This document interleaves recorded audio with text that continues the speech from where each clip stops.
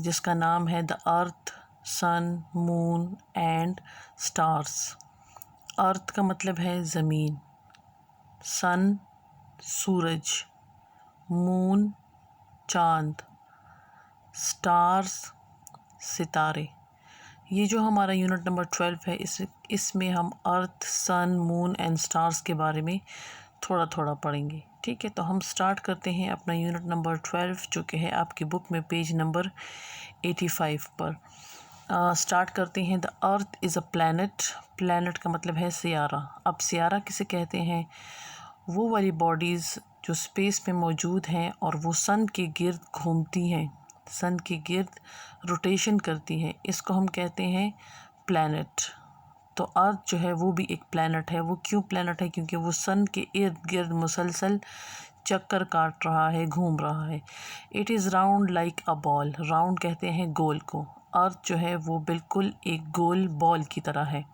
We call this shape a sphere. और इसी गोल shape को हम कहते हैं स्फेयर या दायरा।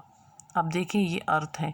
अर्थ की शेप को आप देखें, वो बिल्कुल एक सर्कल है, एक दायरा है, और इस शेप को हम कहते हैं स्फेयर। तो अर्थ क्या है? वो एक प्लैनेट है, क्योंकि वो सन के गिर्द मुसलसल चक्कर लगा रहा है और इसकी शेप जो है वो गोल है, इसीलिए हम इसको स्फेयर कहते हैं। The sun is also round like a ball. Sun जो है वो ख़ुद भी एक बॉल की तरह बिल्कुल गोल है, राउंड है। It is made up of hot burning gases. और ये सन जो है वो किस चीज़ से बना हुआ है? हॉट कहते हैं गर्म को, बर्निंग का मतलब है जलती हुई, जो बहुत ज़्यादा गर्म हो।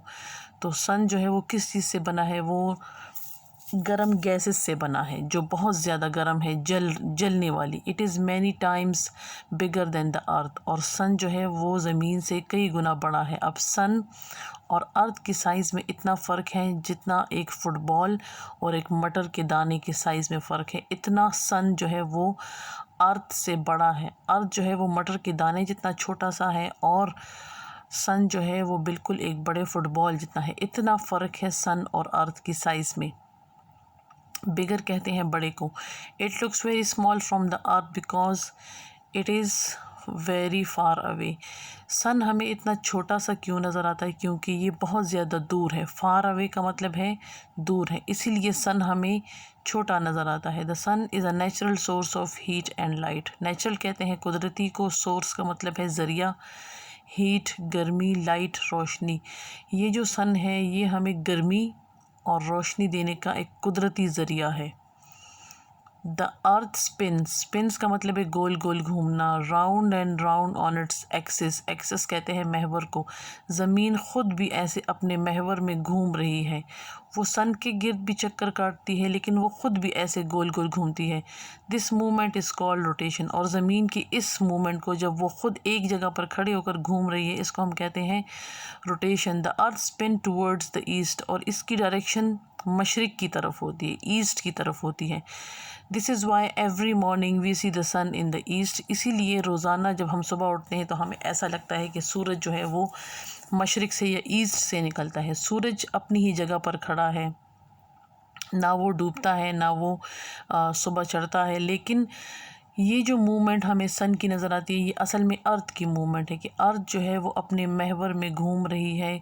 इसीलिए हमें ऐसा लगता है कि सन जो है वो ग़रूब हो गया या सन जो है वो निकल आया। तो इसकी ये मूवमेंट जो है ये सारी अर्थ की मूवमेंट है, और अर्थ की ये वाली मूवमेंट जो है वो ईस्ट की डायरेक्शन में होती है।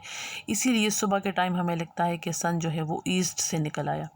इसके बाद डे एंड नाइट, दिन और रात कैसे चेंज होते हैं। The side of the earth facing the sun has day. Facing का मतलब है सामने, ज़मीन का वो हिस्सा जो सूरज के सामने होता है वहाँ पे दिन का वक्त होता है। The side facing from the sun is in shadow. और जो सन से दूसरी साइड पर जगह है वहाँ पे अंधेरा होता है, इसीलिए वहाँ पे रात होती है। तो सन के सामने वाले हिस्से में दिन का वक्त होता है, और जो साइड दूसरी साइड पर होती है वो वहाँ पर नाइट होती है। The side has night. The earth spin round once every 24 hours. और ज़मीन जो है वो अपना एक बार जब घूमती है, पूरा एक चक्कर लगाती है, तो इसको 24 आवर्स लग जाते हैं अपने ही महवर में घूमने के लिए। तो ये तो था हमारा पेज नंबर 85। इसके बाद जो है वो हम पढ़ेंगे पेज नंबर 86। लेकिन सबसे पहले आप ये वार्निंग भी इसमें देख लें। वार्निंग क्या है? Never look directly at the sun. हमें कभी भी सूरज को डायरेक्टली नहीं देखना चाहिए, क्योंकि उसकी रोशनी इतनी तेज़ होती है, उसमें ऐसी रेज़ हैं जो कि हमारी नज़र को ख़राब कर सकती हैं। तो हमें कभी भी सन को जो है वो डायरेक्टली